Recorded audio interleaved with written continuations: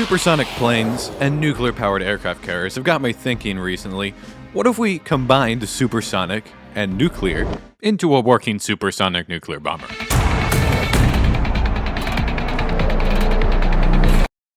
So how are we going to do it? Well, we're going to be building the B-1 Lancer, which happens to be a supersonic, nuclear-capable bomber. Using Crate Mod and Valkyrien Skies, we can get the supersonic plane part, and using Warium, we can get the nuclear part. And this right here is a nuclear ordnance. It's one of two ways to drop a nuke, and it's the worst way. The only nice thing about it is that we could actually attach it to something like, well, literally any of the planes I have right now. And now I can deliver a nuclear payload with a technically supersonic plane, but it's got a big downside. And the big downside is that, well, where did it go? It unloaded. Because I am not close to it, because of the type of entity it is, it's just not there anymore. I have to go back over to it or stay near it. And there it goes. And now I am flying rather close to it. Since you're forced to go really close to it as you're dropping it, the risk of blowing your plane up is pretty high.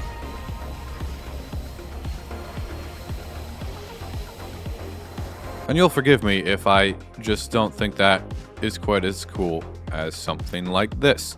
Now, in effect, it's the same bomb in a different form.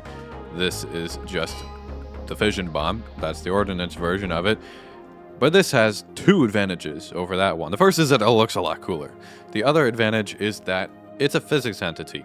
And you can make it so that physics entities stay loaded even if you're really far away. Right now, they will remain loaded even if you're 1,000 blocks away. And under most circumstances, it will still explode even if you're not there. Obviously, though, we can't really carry that bomb on that plane, which is why we're going to need to build a proper bomber. To demonstrate, we've got the nuke positioned conveniently above a village right here, next to the village that it's the village I missed nuking with the other bomb. We'll remove this so that it sends a redstone signal, and we'll change the range so that it detonates a little bit further out. It's basically a block scanner looking for blocks in front of it. So if I were to go away,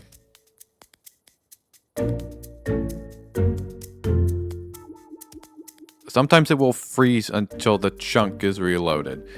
But if I teleport away again, it should keep falling down, which is why I say under some circumstances, oh!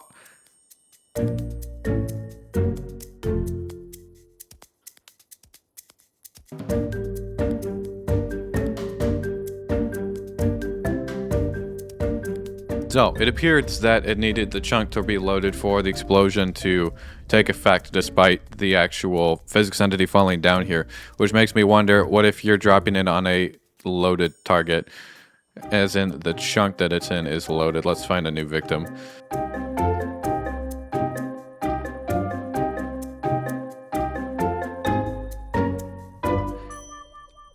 Might not be able to start the animation. You saw the physics entity get flung. So I bet that the animation might be in the middle of happening. Oh, see? It did blow up. It just won't render that. That seems to be just coded in the bot. Like, you gotta be close by to see the rendering. So if you increase the render distance, to really far, it'll work, I imagine. Like, let's crank it up all the way and find another village to test this on. This very small establishment is about to have a bad day.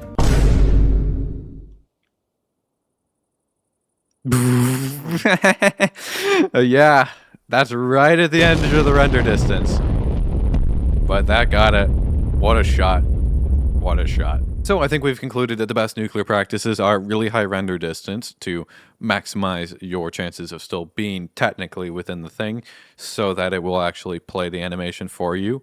And also have the target be chunk loaded so that it can start the destruction even if you're not there. I think we have ourselves a nuclear bomb doctrine.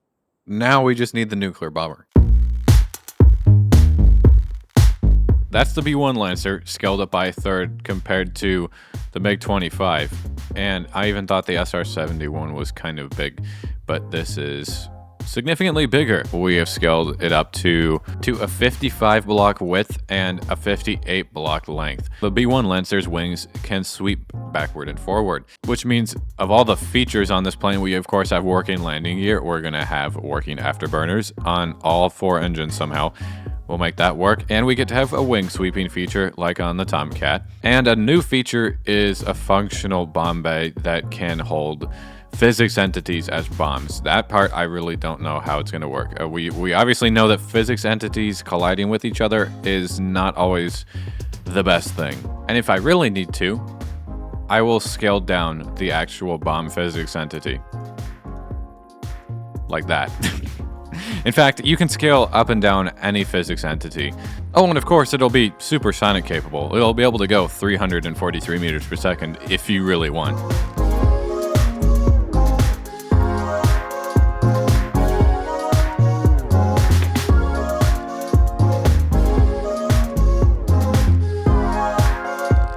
This plane is big enough that I ended up actually just going into Photoshop and taking some measurements of it like I normally would only do on larger boats. But given that it's almost 60 blocks long, I kind of needed to do that. And I think it was a good idea because it helped me get these dimensions here. And I have most of the really important dimensions, but I also ran into some annoying things. Now, there's 2 engines on each side. And we are going to be, well, we are using the actual jet engines from Warium, which are a full block. They're functional, they need to occupy a block. The downside is, putting them with a 1 block gap is too close together. We can't properly build 2 distinct engine nozzles. Unfortunately, 2 blocks in between is like half a block too wide. At least that's what it feels like to me. But I can't do anything about that because these have to occupy a full block. So let's turn this thing into a physics entity, shall we? Assemble, thank you. Well, that's going to be an issue for a little while. Let's try to build the bomb bay doors right now, since that's the new and important feature that we need. Now, if I build them like this, facing upward, I can actually move both of them toward each other. And then even though it's an odd number of blocks wide, they can still look like it's 2 symmetrical doors, which is nice. Then we can fold them down and drop something out of there, I guess. To have these collide with other physics entities, they have to be interactive. So we have to do this. That's interactive now, and that is also interactive. Now let's go get my nuke, and we'll put it right there. Would you look at that? That's how that's supposed to go. The drum doors open downward, dropping it out.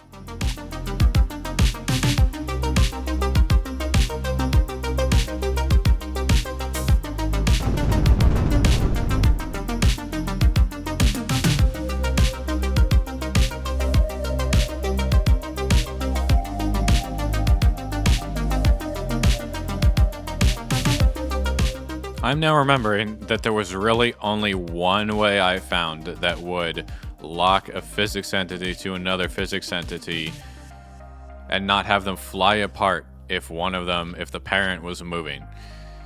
As you could see earlier, that was what was happening when it was just a free-floating bomb, and I am experimenting with the redstone magnets. Well, I was experimenting with them, and it was a little better, but not great. It was still flinging the bomb out. And the only real way I ever found was to use pistons to lock them into place, to physically move a block in. So this can get moved suddenly now. The plane won't even move this dramatically. And it is not going anywhere, which is good. But it's also bad because now the bomb has to have like a weird latch on it.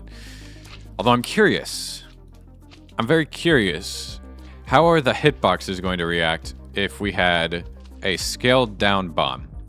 Oh boy. No way. Wait. Oh. It might not work. Ooh. There we go. That's a lot closer. So right now it's locked in, but not very well based on its hitbox. So surely this can come undone, right? Oh wait, it's not? I noticed it still like clips out of it occasionally. So I think this is going to be the best system that we can do, where we've got a full-sized bomb and it's this piston interlocking. It's still the most foolproof. Can it be done at a smaller scale? I think so, but it's less reliable. And we're going to have a second bay up here. The bays are now 3x5. They're slightly bigger. Now that we've kind of solved the bomb door question, we can address the jet engines and the afterburners. So here's a way I think that I can turn the afterburners off really, really easily. Normally, I've used pistons to push them out of the way. But I think I can also just turn them into a contraption, which will remove them and it will not count that they're there. So if we had a mechanical bearing here, we only place it near the initial angle. So if I change it by 1%, that's going to apparently... Okay, so that actually reforms it. It's too close. So what if we flung it 180 degrees? Oh, that's not going to work. Okay, I'm just straight up wrong. This is not going to work because it still deforms it. Okay, I just thought of a different way I could do this. It's still going to work. It's just going to not be with the bearing. If I use the piston and I get a piston extension pole, we still have to use this, but it's still going to be completely concealed. So watch this. We could get a creative motor and then, oh, it's out of the way and it remains a contraption. So it's technically not there. So no more afterburner, but then we move it back. Oh, suddenly it's got the afterburners. So it gets to be completely concealed, which is ideal.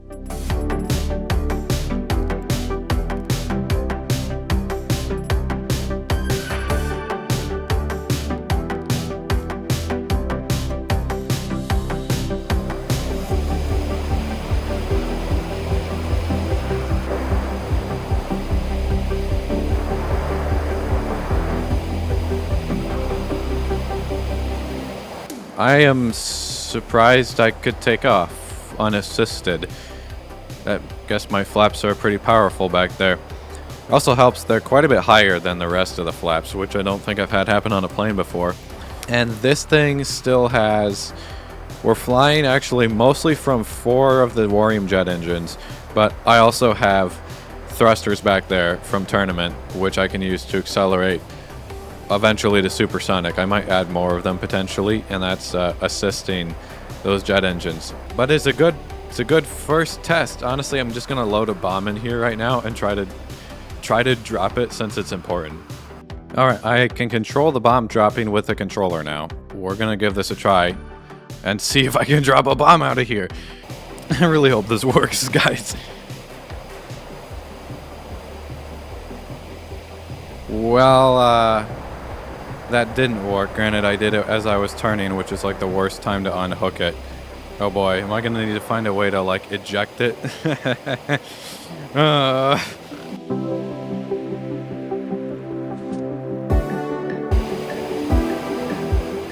Oh yeah, we got it out. Yes, it scraped along the bottom, but we got it. Oh. Well, I put a thruster there and it actually can also get stuck in the piston and it seems to hold it up. And that definitely pushed it out rather forcefully. Possibly too forcefully, but this might work. Okay, guys, ready to see something really goofy, most likely? Oh, no, that wasn't that goofy. Oh, it spun it out, but that got it out way more easily. But that worked a little better than I expected. Take a look at this. I can push one button, and then it's the front bomb bay. Second button opens that and releases that. Now, it can technically fall through it. It's not actually there. That's just literally just for visual effect at this point. Let's do that. I kind of lost this. I got to put this back. We'll go try this again. And we got it, eventually. It was rough. Maybe it needs to be a stronger thing again, because that was weaker and it had trouble getting out.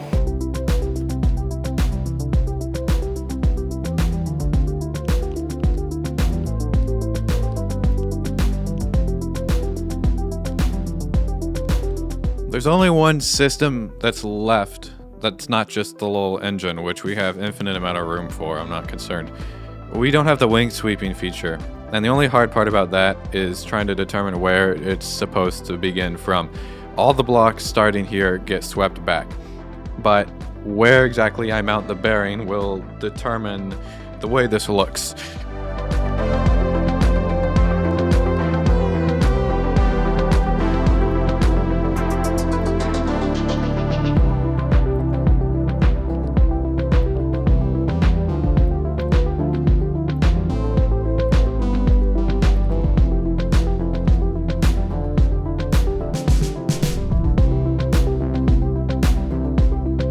I've tried to position the bearings for the wing sweeping in pretty much every single spot except for where they are right now, and none of them were able to get it anywhere near as good.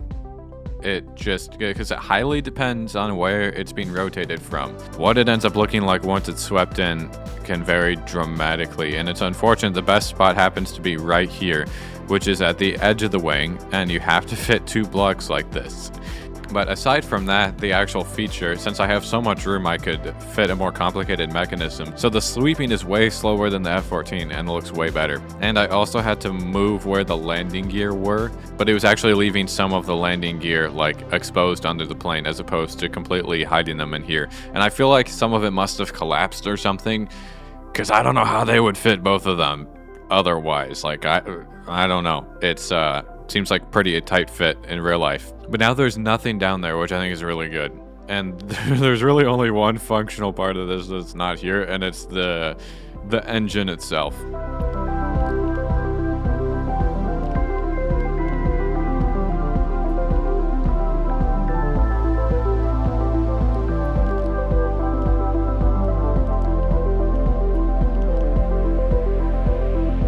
So now that we've got this, it is slowed down some. It doesn't register, but it is slowed down by almost half so that we don't run out of power.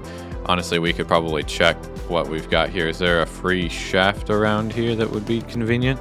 Oh yeah, we got some power remaining, but again, some of these things aren't powered. It's not all at the same time. But I also added flares back here, which means most of what there is left to do is add the decorative stuff, which is still hard because this entire thing is a weird shape. It's a difficult shape to make in Minecraft. Doesn't it look like a little bit of a goose? Am I the only one that thinks it actually looks kind of like a goose? Even when the wings are swept back, like it, in both positions, I keep thinking it looks like a Canadian goose. Or possibly a duck.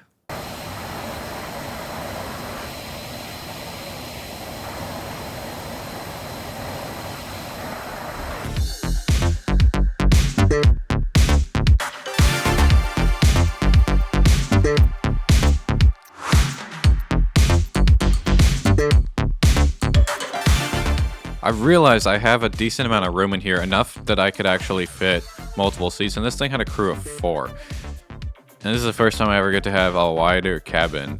And this, I saw that there's a staircase that's like, or a ladder right here, and some of this junk is in the way, so I'm gonna try to rearrange this elsewhere. And I guess I can probably put it back here. Oh, this is so much better. I'm glad that I get to have a cabin finally. Then it gets narrow quickly, like the cabin is one of the wider parts of the whole thing. So we've got enough seats. We got 4 seats. There's bunks back here. I know there's bunks in the B-2. I don't know if this had bunks or not, but I added them just because I have the room. The best part is we've got a ladder here. It's like the easiest plane to get in and out of, and the ladder is attached to the gear, so the ladder gets flipped out of the way at the same time.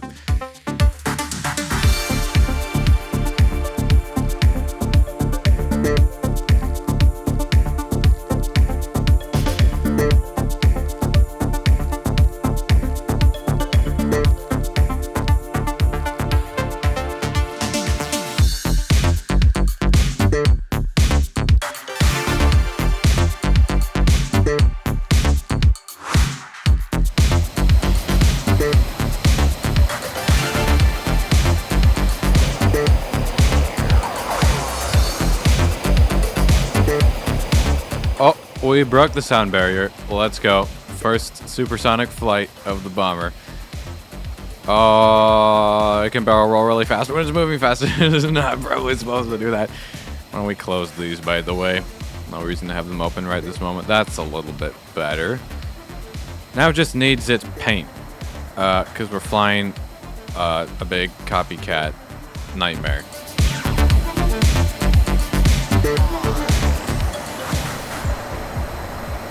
This is the low resolution version of the B-1. It's also the armored version where almost the entire thing is built out of armored blocks, so it should be resistant to big cannons projectiles. I'm going to be texturing another version very quickly here that will hopefully look a little bit better and not just almost one block.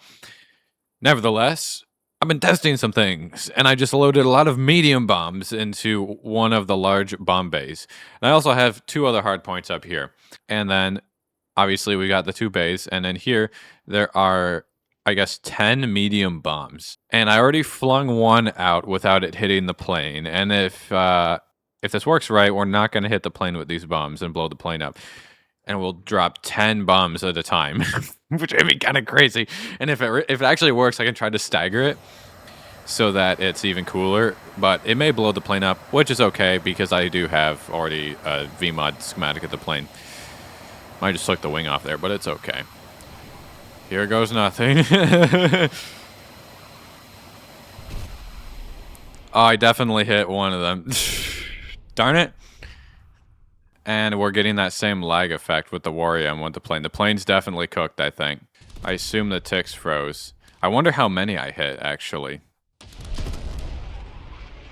But obviously that blew a hole in the plane.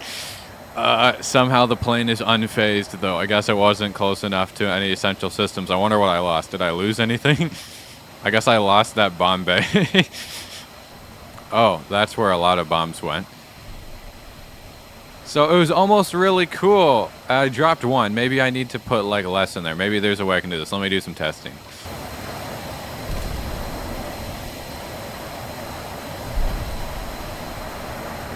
That worked, and I only dropped 2, and they were both positioned in the middle. I attempted to drop 2 that were positioned all the way to the front, and it blew up the plane again. So now I'm wondering if could I fit 6? I'm gonna go try that now. No, I hit the plane. That's so sad. Okay, fine. Maybe I won't drop lots and lots of little bombs out of one bomb compartment. Oh, that's certainly better. But we've got these weapons here. And obviously we've got the nuke. And I've also got this design of like a conventional bomb. And they all have to have this laser pointer thing because that's what's actually detecting the ground and telling it to blow up by sending a redstone signal either to the nuke or straight to these shells which have redstone fuses so that it just blows them up. And you could put some other type of shell there. You could put anything here really that could blow up. The other interesting and a little bit annoying thing is with these redstone pointers, it actually can detect when it's pointed at a physics entity as well. And when it's in the bomb bay, it is pointed at a physics entity. So if you disabled the TNT and didn't put anything else in there, it would just blow itself up inside the bomb bay because it would see the bomb bay and be like, oh, there's something in front of me, I'm going to blow up. So what you really have to do is you really have to have it be like it's looking for grass. Or if you get an item filter, you can put multiple things in there to look for. This might blow up. Okay, no, it didn't detect the grass. So if we move this up, now that it's looking for grass, let's just fling it over there. It's gonna fall back down, and there it goes. It saw the grass and blew up. But we're gonna give this thing its first proper nuclear test run. Obviously, I've dropped a lot of dud bombs out of it, but we're gonna drop real ones this time. Loading this thing is a little bit tricky. Now I'm going to maneuver this myself. And it's kind of in there, so we'll set it static again. Come down here, move it even further in. And now that it's even higher up there, we're gonna put some blocks here. Now it's kind of jammed into here. And I have to try to maneuver this into the right spot. And once I think it's in the right spot, we just close the doors, which latches it, and it is not quite latched yet. But now you can see that it is latched once it's all at right angles flush against that piston, which means you can just remove this and now it's stuck there. It's not going anywhere. And I have to do the same thing for the second bomb bay with these. They're both in here, and so what we got to do now is we got to hold the grass block, hold the block, right click that to change that to a grass block because that's what we're most likely to hit, and the same with that fuse. So now they're both armed and ready to be dropped. I'm going to increase my render distance to 32 in order to maximize the likelihood of getting that bomb animation.